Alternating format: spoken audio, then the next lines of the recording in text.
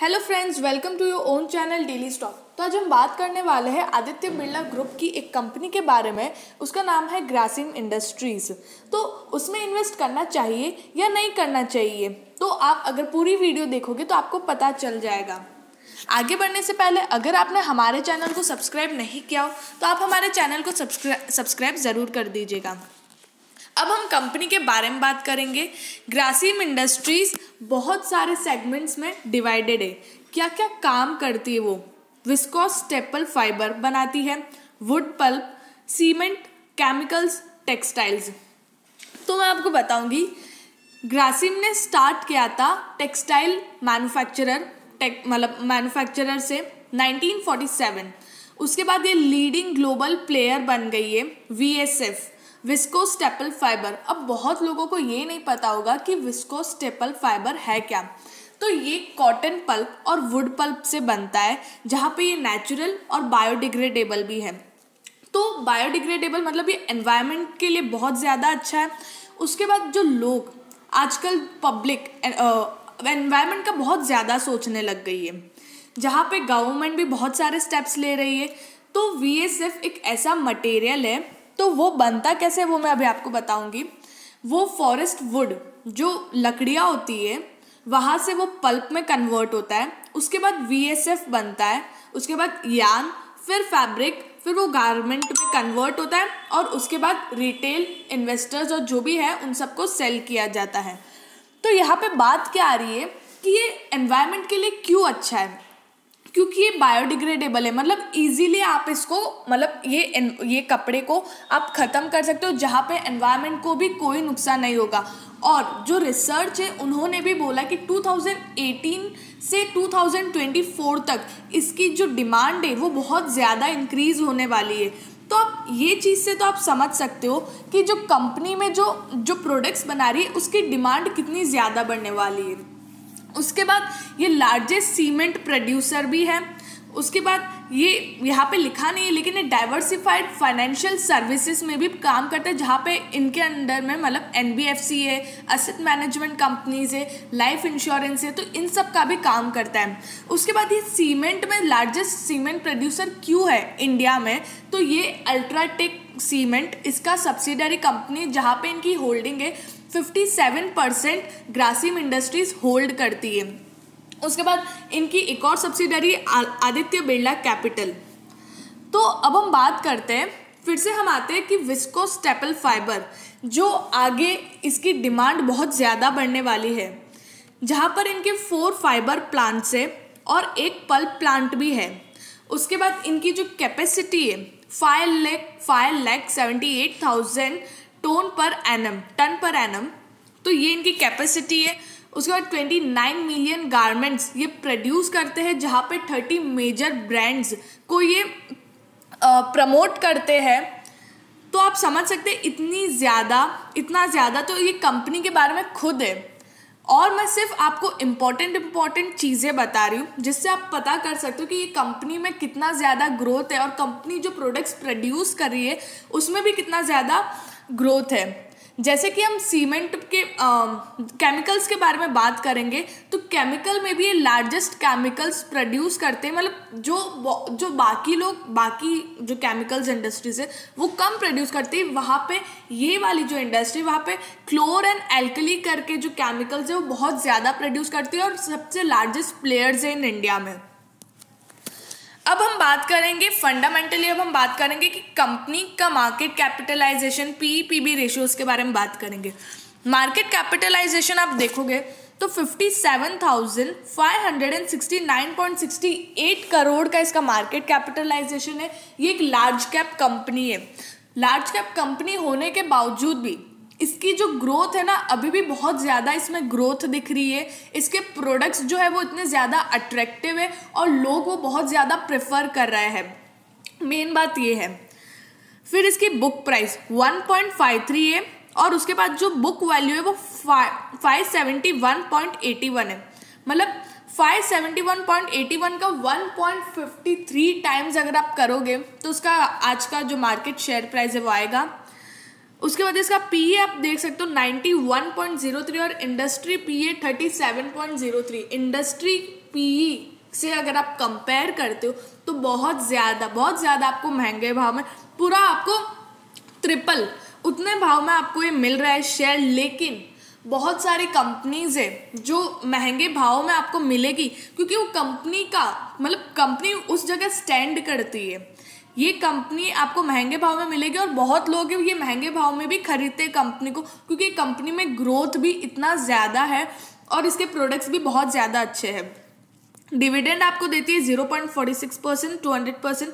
उसके बाद जो इसका पुट कॉल रेशियो है वो है 38.94, मतलब इतने इसके पुट और कॉल भी मतलब लोग खरीदते और बेचते हैं। डिलीवरेबल चार्जेस इसके 26.62%। अब हम इसका फाइनेंशियल ट्रेंड देख लेंगे तो वो भी इंक्रीजिंग ट्रेंड में ही आपको दिखेगा। जैसे कि आप 2017 में देख सकते हो, आप इसका रेवेन्यू 37.14 करोड़ है, जो 2018 में आप देखो कितना ज़्यादा इंक्रीज हो गया, 57.02 करोड़ पे आ गया है। और 2019 में 78.05 करोड़। तो हर साल जो आप इंक्रीमेंट देख रहे हो इतना ज़्यादा इंक्रीमेंट हो रहा है। और उसके बाद जो 2020 में आप देखो तो इतना ज़्यादा इंक्रीमेंट नहीं हुआ, 79.15 करोड़ का हुआ। और उसके बाद अगर आप प्रॉफिट देखो तो 3.16 करोड़, फिर डिक्रीज हुआ। यहाँ पे क्यों डिक्रीमेंट दिख रहा है? क्योंकि कंपनी उस टाइम कंपनी का जो एक्सपेंडिचर है वो बहुत ज़्यादा था। लेकिन आप 2020 में देखो, भले 78.05 करोड़ से 79.15 करोड़ है, लेकिन अब आप देखो इसका प्रॉफिट देखो 4.42 करोड़। तो कंपनी का जो प्रॉफिट है वो इसी तरह अब इंक्रीज होने वाला है और कंपनी का रेवेन्यू भी इसी तरह इंक्रीज होने वाला है। तो उसे आप समझ सकते हो, जब कंपनी का रेवेन्यू और प्रॉफिट इस तरह से इंक्रीज होगा तो कंपनी का जो शेयर प्राइस है वो कितना तेज़ी से और कितना अच्छे से इंक्रीज होगा, तो वो आप समझ ही सकते हो। और इतना जब वो इंक्रीज होगा तो आपका जो प्रॉफिट और रिटर्न है वो भी बहुत ज़्यादा अच्छा हो जाएगा।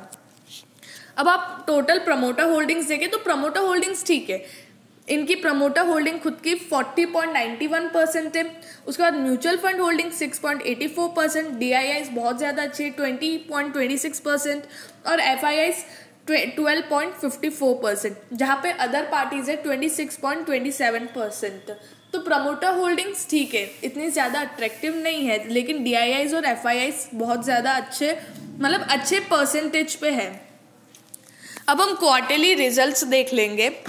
टोटल इनकम जैसे कि यहाँ पे हमने मार्च, जून और सितंबर का दिया हुआ है, तो मार्च, जून और सितंबर का देख सकते हो कि जहाँ पे जून में थोड़ा सा डिक्रीज हुआ है। क्यों डिक्रीज हुआ है वो आप सबको पता है, कोरोना से पूरा लॉकडाउन था तो उस वजह से डिक्रीज हुआ है। लेकिन जहाँ पे ओपन होने के बाद जो आप इंक्रीमेंट देख रहे हो वो बहुत ज़्यादा अच्छा है। जहाँ पे इनका सेल्स था इन मार्च 2020 19,901 करोड़ का इनका सेल्स था, जो डिक्रीज हो गया इन जून 2020 विच डिक्रीजेस बाय, जहाँ पे 13,621 का हो गया करोड़, और उसके बाद वो फिर से इंक्रीज हो गया है। तो आप समझ सकते हो सिर्फ खुलने पे ही इतना ज़्यादा इंक्रीज हो गया है, 13,621 से 18,400 पे आ गया। बहुत अच्छा इंक्रीज हुआ है। मतलब बहुत सारी कंपनी वो सितंबर जो क्वार्टरली सितंबर वहाँ पर भी उनका मतलब लॉस बता रहे हैं या फिर कम सेल्स हुआ है, डिक्रीमेंट में जा रहा है। लेकिन यहाँ पे जो इंक्रीमेंट आप देख रहे हो तो आप टोटल इनकम देख सकते हो 13,997 से वो इंक्रीज होके 18,600 पे हो गया। जहाँ पे आप एक्सपेंडिचर देखो तो एक्सपेंडिचर भी कंपनी पूरा कर रही है, 11,520 था जून 2020 और वो इंक्रीज हो गया 15,734 से। तो नेट प्रॉफिट अगर आप देखो तो 598 करोड़ का इनका नेट प्रॉफिट था जून 2020 और अब वो इंक्रीज हो गया 1,502 करोड़ का हो गया है। बहुत ही अच्छा इंक्रीज हुआ है। अब हम बेसिक EPS देख लेंगे। अर्निंग पर शेयर में बहुत अच्छी मतलब बहुत ज़्यादा अच्छा इंक्रीज हुआ है, 26.96 रुपीज़ था पर शेयर और अब आप कमा रहे हो 67.42 रुपीज़। जहाँ पे आप बुक वैल्यू देखो तो बुक वैल्यू भी इंक्रीज हो गई है, 1264.56 रुपीज़ से 1383.17 रुपीज़। तो बुक वैल्यू इंक्रीज होना मतलब क्या, कंपनी के जो एसेट्स है वो इंक्रीज हो रहे हैं, कंपनी की लाइबिलिटीज़ है वो डिक्रीज हो रही है। तो बहुत ज़्यादा अच्छा पॉजिटिव पॉइंट है। डिविडेंड इन्होंने मार्च 2019 में 7 रुपीज़ का दिया था और अभी 4 रुपीज़ का दिया है। डिविडेंड मैटर नहीं करता, बहुत कंपनियां डिविडेंड देती भी नहीं है, क्योंकि लोगों को पता है हमें वो 4-5 रुपये से हमें कोई फ़र्क नहीं पड़ने वाला है। लेकिन जब कंपनी वो डिविडेंड का पैसा मतलब नहीं दे और उसको अच्छी जगह यूज़ करके अच्छा रिटर्न दे, वो लोगों के लिए, वो इन्वेस्टर्स के लिए मैटर करता है। तो डिविडेंड ठीक है। ग्रॉस प्रॉफिट मार्जिन में आप थोड़ा डिक्रीमेंट देखोगे, 23.11% था और अब आ गया 17.83% आ गया है। जहाँ पे ऑपरेटिंग मार्जिन भी आप डिक्रीमेंट देखोगे, 18.65% था और अभी 12.63% है। देखो भले ही इसका सेल्स हो, लेकिन बहुत सारे फैक्टर्स अफेक्ट करते हैं, तो उस वजह से यहाँ पे थोड़ा डिक्रीमेंट दिख रहा है। जहाँ पे नेट प्रॉफिट मार्जिन है वो इंक्रीज हुआ, क्योंकि 3.76% था और अभी 7.87% है। लेकिन ग्रॉस प्रॉफिट मार्जिन जितना सेल्स होना चाहिए था कंपनी का, मतलब जितनी आशा थी कंपनी, आशा की बात नहीं, मतलब जितना होना चाहिए उतना हुआ नहीं है, ठीक है। तो उस वजह से थोड़ा ज़्यादा है, तो डिक्रीमेंट तो होना ही है। ऑपरेटिंग मार्जिन भी डिक्रीज होगा ही। उसके बाद हम करंट रेशो और क्विक रेशो देखो। अगर आपने करंट रेशो और क्विक रेशो का मीनिंग नहीं पता हो तो हमने डिस्क्रिप्शन में आप लिंक दी हुई है और हमने इस पर भी वीडियो बनाया हुआ है, तो आप वो जाके देखिए और आप अच्छे से आपको समझ जाएगा। क्योंकि हम हमारी ये एक वीडियो में हम आपको पूरा करंट रेशो और क्विक रेशो नहीं बता सकते हैं, पर नॉर्मल सी बात है, करंट रेशो और क्विक रेशो कैश फ्लो पे डिपेंड होता है कि कंपनी का कैश फ्लो कैसा होना चाहिए। तो आइडियली अगर आप करंट रेशो देखो तो वो 2:1 के रेशो में होना चाहिए, और यहाँ पे 1.50:1 है। मतलब ये अच्छा है, कंपनी का कैश फ्लो अच्छा है। क्विक रेशो 1.36 है, वो भी अच्छा है। उसके बाद रिटर्न ऑन इक्विटी, मतलब इन्वेस्टर्स जो पैसा लगा रहे हैं उस पर उनको कितना रिटर्न मिल रहा है। तो इन मार्च 2019 3.17% था और अब आप देखो तो 7.81% हो गया। बहुत ही अच्छा इंक्रीज हुआ है। जहाँ पे return on capital employed decrease हुआ है, कंपनी जो पैसा लगा रही है उस पर उनको कितना रिटर्न मिल रहा है। तो पहले उनको मार्च 2018 में देखो तो 6.31%, वो इंक्रीज हुआ 7.43%, लेकिन अभी फिर से डिक्रीज हो गया 4.95% पे। और रिटर्न ऑन एसेट्स 1.28% था इन मार्च 2018, वो डिक्रीज हुआ 0.77 पे आ गया, लेकिन अब आप देखो तो 1.81% पे आ गया, फिर से इंक्रीज हो गया है। तो उनके जो एसेट्स है उन पे उनको कितना रिटर्न मिल रहा है, तो वो इंक्रीमेंट में है, तो एक पॉजिटिव बात है। डेट टू इक्विटी जहाँ पे आप देखोगे, मतलब कंपनी का डेट ये हमेशा डिक्रीजिंग ट्रेंड में होना चाहिए। जहाँ पे 1.07 था, फिर वो इंक्रीज हुआ 1.31 से इन मार्च 2019, लेकिन अब आप देखो तो वो डिक्रीज हो गया 1.25 पे आ गया है। तो कंपनी का डेट हमेशा इंक्रीज होना चाहिए। और उनका इंटरेस्ट कवरेज रेशो इंक्रीज क्यों हो रहा है, क्योंकि कंपनी की एबिलिटी, मतलब कंपनी बहुत ज़्यादा अच्छा कर रही है कि इंटरेस्ट वो फटाफट पे कर रही है। ये बहुत अच्छी बात होती, कंपनी मतलब एक वो दिखाता है कि हाँ चलो कंपनी है ना, मतलब लेट इंटरेस्ट पे नहीं कर रही है या इंटरेस्ट पे ही नहीं कर रही है, तो कंपनी जल्दी इंटरेस्ट पे कर रही है। अब हम असेट टर्नओवर रेशो देखें तो वो एक तरह से स्टेगनेंट हो गया। जैसे कि मार्च 2018 में 27.03% था, लेकिन 2019 में इंक्रीज हुआ अच्छे से 31.83% और अब वो 31.75% पे आ गया है। तो एक तरह से ये स्टैग्नेंट हो गया है। असेट टर्नओवर रेशो का मीनिंग क्या होता है कि कंपनी जो है अपने एसेट्स को कितने एफिशिएंटली यूज़ कर रही है और उन एसेट्स से कैसे वो रेवेन्यू और सेल्स इंक्रीज कर रही है। तो एक तरह से 2019 और 2020 में स्टैग्नेंट हो गया, मतलब उतना ही वो सेल्स और रेवेन्यू इंक्रीज करी जितना 2019 में करती थी। उसके बाद इन्वेंटरी टर्नओवर रेशो, तो वो था 2018 में 9.59, उसके बाद वो इंक्रीज हुआ 2019 और 20 में, मतलब सेम है 11.15 था और अभी वो आ गया है 11.41 पे। इन्वेंटरी टर्नओवर रेशो का क्या मीनिंग होता है, मतलब जो कंपनी है, मतलब क्या इंडिकेट करता है इन्वेंटरी टर्नओवर रेशो। जो कंपनी है उनका जो भी स्टॉक होता है वो कितना जल्दी सेल कर लेती है, एक पर्टिकुलर टाइम पीरियड होता है कितना जल्दी सेल कर लेती है और उनको जल्दी से रिप्लेस कर लेती है। ये स्टॉक खत्म हो गया, चलो दूसरा स्टॉक भर दो, तो ये मीनिंग होता है। तो यहाँ पे ये इंक्रीमेंट बता रहा है, तो बहुत ही पॉजिटिव बात है। 11.15 था और अब हो गया 11.41 हो गया, तो बहुत अच्छी बात है ये। अब यहाँ पर हम देखेंगे 3 year CAGR sales, compound annually growth rate देखेंगे सेल्स का। अगर 3 साल का अगर हम एवरेज निकालते हैं तो मार्च 2018 में 19.6% था और अब आप देखो तो 28.38% हो गया, और which increases to 29.11%। It shows an positive sign.